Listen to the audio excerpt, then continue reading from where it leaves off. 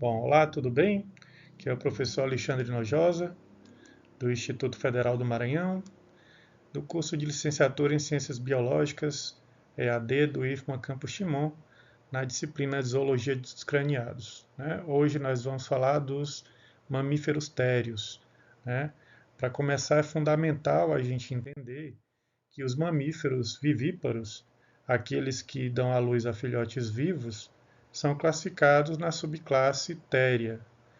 Dentro dessa subclasse existem duas grandes linhagens que se diferenciam ao longo da evolução. A linhagem Metatheria, que são os marsupiais, e a linhagem Eutheria, que incluem os mamíferos placentários, como os humanos. A principal distinção entre eles reside na estratégia reprodutiva, como veremos em detalhe. Tá? Bom, os marsupiais, o grupo Metatheria, nele a linhagem é composta por organismos de um grupo de mamíferos que, em sua maioria, possuem uma bolsa externa, considerada, chamada de marsúpio, onde os filhotes vão completar o desenvolvimento embrionário. Então, nós temos o grupo dos mamíferos, térios, metatérios e eutérios. Bom, então, os marsupiais, eles têm como característica a bolsa, o marsúpio, que é o que dá nome ao grupo. Entretanto, nem todos os marsupiais vão possuir um marsúpio visível ou permanente, mas a estratégia de desenvolvimento dos filhotes vai ser a mesma para todos do grupo. Bom, eles são encontrados distribuídos na Austrália e no continente americano. A distribuição geográfica é muito interessante porque eles são mais conhecidos por sua abundância e diversidade lá no continente australiano, onde ocupam uma vasta gama de nichos ecológicos. Falei continente australiano, mas é a Oceania. Mas como a Austrália é praticamente a Oceania inteira, pode-se considerar um continente.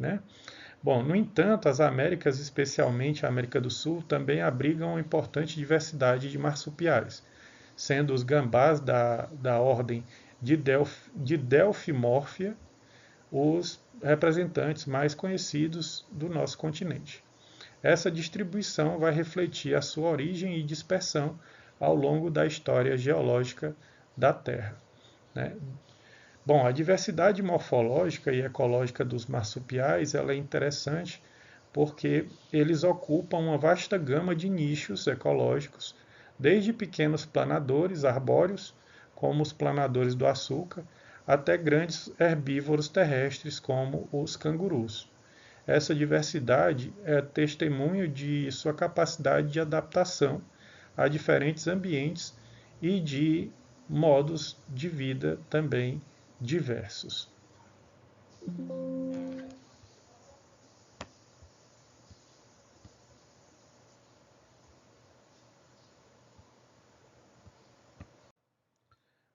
Uma das inovações evolutivas mais importantes dos marsupiais é a viviparidade primitiva. Ao contrário dos mamíferos monotremados, como o ornitorrinco, os marsupiais não põem ovos externos. Isso significa que o desenvolvimento inicial do embrião ocorre dentro do corpo da mãe, sem a necessidade de um ovo externo para proteção e nutrição. No entanto, a gestação dos marsupiais é notavelmente curta, é muito rápida. Isso se deve ao fato de que o filhote nasce em um estágio de desenvolvimento muito precoce, quando ainda é bastante imaturo. Bom, aqui a gente chega numa das características mais marcantes para os marsupiais, o nascimento dos filhotes cegos e extremamente indefesos. Eles são muito pequenos, com apenas alguns centímetros de comprimento e pesando algumas gramas. É nesse momento que o milagre do marsúpio vai se manifestar. E o marsúpio é, sem dúvida, a estrutura mais icônica e funcional dos marsupiais. ele age como uma incubadora externa num ambiente seguro e protetor, onde o filhote pode continuar seu desenvolvimento pós-natal. A bolsa materna, ela é uma dobra de pele que envolve as glândulas mamárias da mãe, oferecendo um refúgio seguro contra predadores e intempéries do ambiente. O marsúpio, ele é dentro dele que o filhote, apesar do seu estágio imaturo ao nascer, vai encontrar todas as condições necessárias para crescer e se desenvolver. As tetas da mãe ficam localizadas no interior do marsúpio, garantindo o acesso contínuo e irrestrito ao leite, que é a única fonte de nutrição do filhote nesse estágio de desenvolvimento. Bom, o nascimento do filhote marsupial é um evento interessante e um verdadeiro espetáculo da natureza. Apesar de cego e subdesenvolvido, o recém-nascido, guiado pelo olfato e pelo tato, vai realizar uma jornada desde o canal do parto até o marsúpio da mãe. Essa jornada, embora pareça simples, é um feito notável para um ser tão frágil, haja vista que ele vai ter que escalar o corpo da mãe, né? Uma das adaptações muito interessantes dos marsupiais é a capacidade da mãe produzir leite com composições distintas simultaneamente. Por exemplo, uma fêmea de canguru, ela pode ter um filhote recém-nascido no marsúpio, mamando um tipo de leite rico em proteínas para o crescimento rápido, enquanto o filhote mais velho, que já sai ocasionalmente do marsúpio, pode estar mamando em outra teta um leite com a composição diferente, adaptada às suas necessidades energéticas. Isso permite que a mãe cuide dos filhotes em diferentes estágios de desenvolvimento ao mesmo tempo. Além disso, o crescimento e o desenvolvimento do filhote marsupial ocorre externamente no ambiente protetor do marsúpio e de forma relativamente independente do ambiente externo. Isso é uma vantagem em ambientes com recursos flutuantes, pois a mãe pode controlar o desenvolvimento do filhote de acordo com a disponibilidade de alimento e a segurança.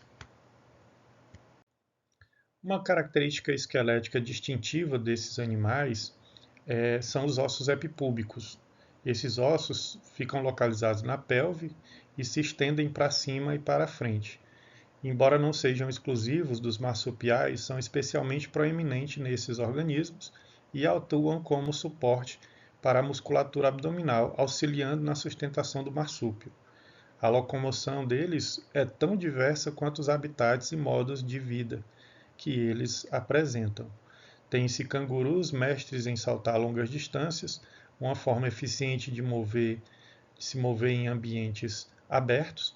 Koalas, por outro lado, são especialistas em escalada, como membros adaptados para agarrar os troncos das árvores. E os wombates, com suas garras fortes, robustas, são excelentes escavadores, criando túneis no subsolo. Ainda com relação aos membros, né, cada modo de locomoção vai refletir em adaptação específica nos membros, como modificações em ossos, músculos e articulações, para otimizar a eficiência do movimento em seus respectivos ambientes. A dieta dos marsupiais é incrivelmente variada e sua dentição reflete essa diversidade alimentar. A forma e o número dos dentes são altamente especializados para processar diferentes tipos de alimento. Uma característica distintiva em alguns grupos de marsupiais é o número variável de incisivos, o que pode ser uma ferramenta útil para identificar e classificar cada grupo. Podemos encontrar marsupiais herbívoros que se alimentam de plantas, como os cangurus e koalas. Há também carnívoros, como o diabo da Tasmânia, que se alimentam de carne. Muitos são insetívoros, consumindo insetos, e outros são onívoros, comendo uma mistura de plantas e animais, como os gambás. Essa plasticidade alimentar permitiu aos marsupiais ocupar uma vasta gama de nichos ecológicos. Bom, assim como a maioria dos mamíferos, os marsupiais são endotérmicos. o que significa que eles são capazes de regular sua própria temperatura corporal, internamente, independentemente da temperatura do ambiente. No entanto, uma característica interessante deles é que, em geral, a sua taxa metabólica é menor do que a dos mamíferos placentários de porte similar.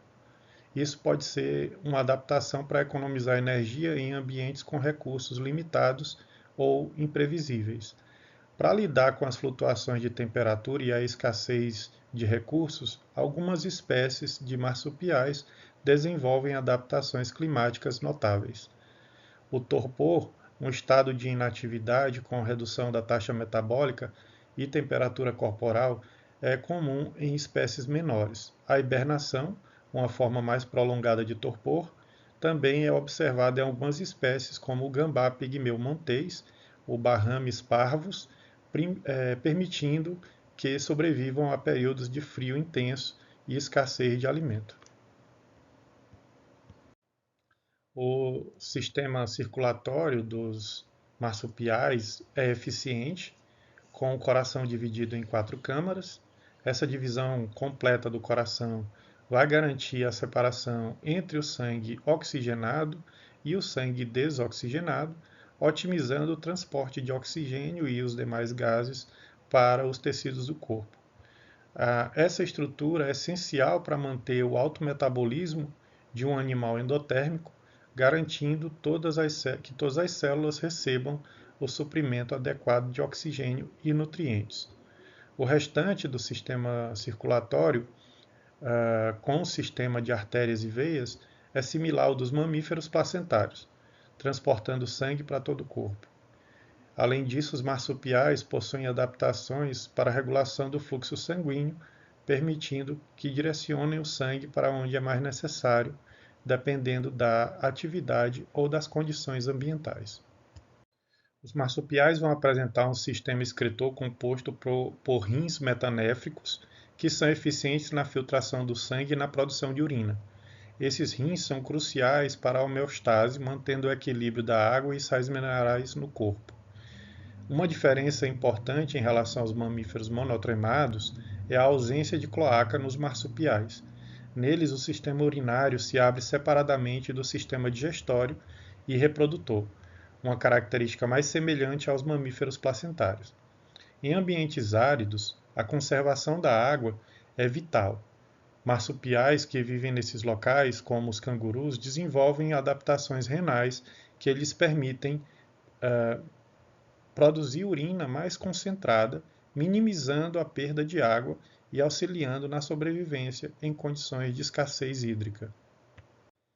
Bom, o sistema reprodutor dos marsupiais é um tanto quanto diferente, né, do que nós estamos acostumados a ver, porque no caso do sistema reprodutor feminino, ele vai ter uma característica de apresentar um útero de Delfo, que é um útero duplo, ou com 2 úteros ou com 2 vaginas laterais.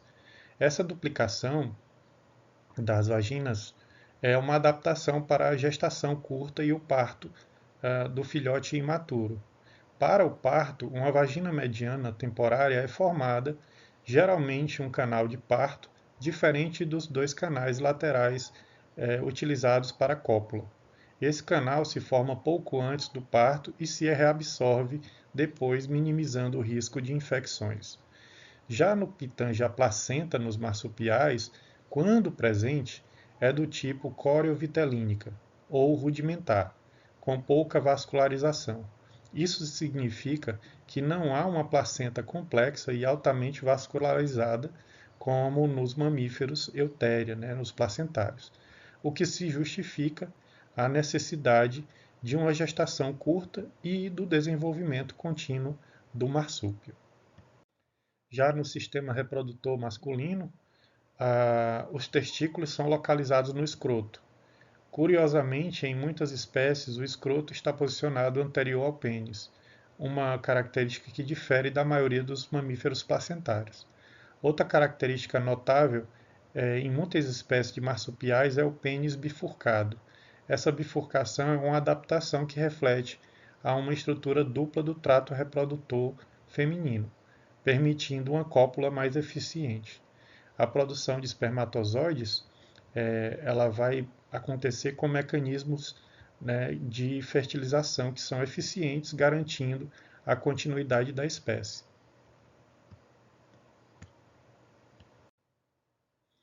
Bom, a diversidade ecológica dos marsupiais se reflete nas suas estratégias de forrageamento, que inclui tanto caçadores ativos quanto predadores e pastadores, né?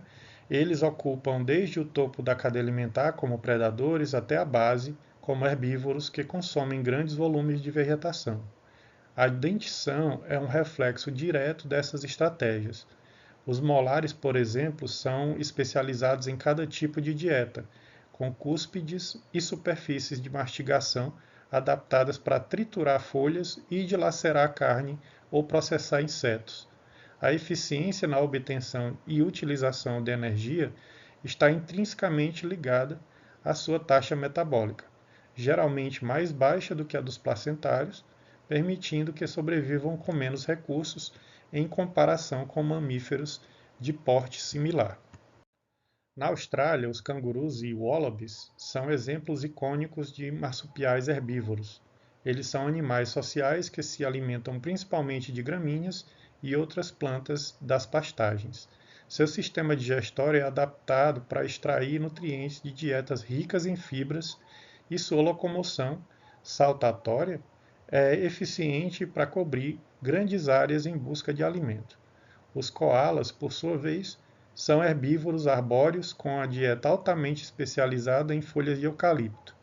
Apesar de tóxicas para a maioria dos animais, os koalas desenvolveram adaptações fisiológicas que lhes permitem digerir essas folhas, embora com um baixo teor de valor nutricional, o que os torna animais com metabolismo lento e períodos de descanso prolongados. Já o diabo da Tasmânia é um carnívoro necrófago, robusto, conhecido por sua força e vocalização estridentes. Ele desempenha um papel crucial na decomposição de carcaças na Tasmânia, onde é o maior carnívoro marsupial existente. Os wallabies são organismos semelhantes a canguru, só que com os membros inferiores bem menores, como dá para observar aí na imagem. Já os gambás americanos, eles são organismos mais versáteis entre os marsupiais. São onívoros, noturnos e generalistas, capazes de se adaptar a uma ampla variedade de habitats e dietas, e consomem desde frutas e insetos a pequenos vertebrados e carcaças. Além de gambás maiores, temos as cuícas e os gambazinhos, que são marsupiais menores, predominantemente insetívoros, que desempenham um papel importante no controle de populações de insetos. De fato, os marsupiais americanos exercem diversas funções ecológicas, além de atuar como predadores de pequenos animais, dispersores de sementes ao consumir as frutas e, como mencionei, controladores de insetos, contribuindo para o equilíbrio dos ecossistemas. Bom, o comportamento social dos marsupiais vai variar consideravelmente entre as espécies. Enquanto alguns são solitários, como a maioria dos gambás, koalas e wombates, além dos diabos da Tasmânia, outros, como os cangurus, vivem em grupos sociais. Em termos reprodutivos, a característica principal é a gestação extremamente curta, seguida por um período de lactação muito longo. O filhote nasce subdesenvolvido e passa ao longo do tempo mamando e se desenvolvendo no marsúpio, o que vai exigir um grande investimento energético da mãe. Essa estratégia resulta num cuidado parental intenso e prolongado, garantindo a sobrevivência dos filhotes nesse estágio de desenvolvimento tão vulnerável, né?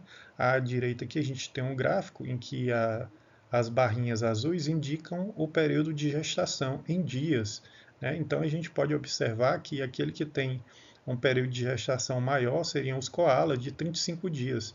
Né? Os gambás chegam a 13 dias de gestação, um período extremamente curto. E a partir daí, o pequeno animal nasce e vai para o marsúpio.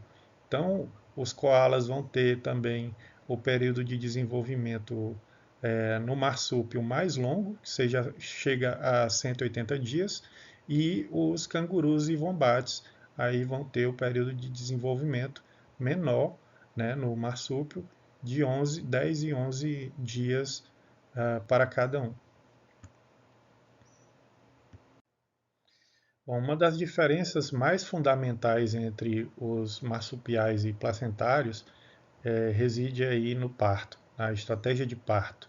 Nos marsupiais, o filhote nasce em um estágio muito subdesenvolvido, quase embrionário, e completa a maior parte do seu desenvolvimento pós-natal no marsúpio.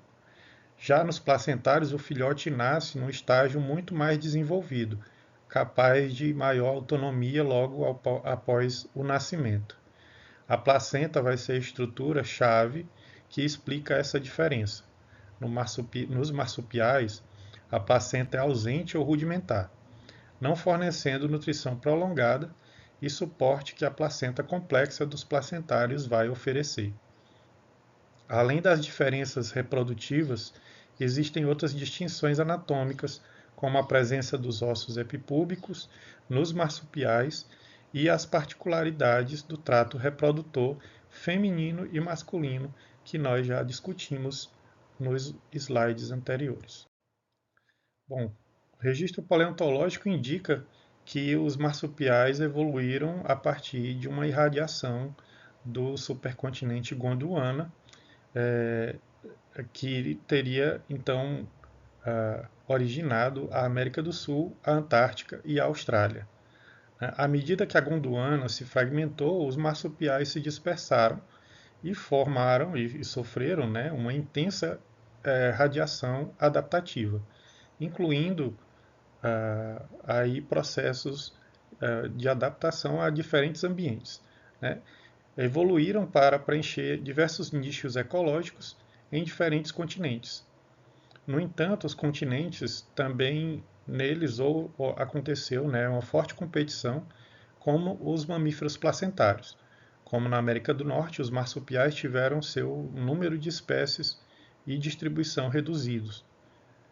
Na Austrália, por outro lado, devido ao isolamento geográfico e à menor competição com placentários, eles floresceram e se diversificaram enormemente. Infelizmente, a perda de habitats no nosso mundo é uma questão constante, principalmente quando ela acontece por problemas causados pelos seres humanos, né? E os marsupiais enfrentam esses desafios de conservação. A perda de habitat impulsionada pelo desmatamento e urbanização é a principal ameaça. A predação por espécies invasoras, como gatos e raposas, introduzidos na Austrália, também tem um impacto devastador sobre as populações de marsupiais nativos, muitas das quais não se desenvolvem e não conseguem também desenvolver defesas contra esses novos predadores. É crucial que sejam feitos esforços de conservação para que esses grupos de animais, né, silvestres sejam protegidos, incluindo aí a proteção dos ecossistemas aos quais eles estão inseridos. Bom, então aqui a gente apresenta as referências, né, da disciplina e da nossa aula. A todos bons estudos, estou à disposição para dúvidas e nos vemos nas próximas aulas.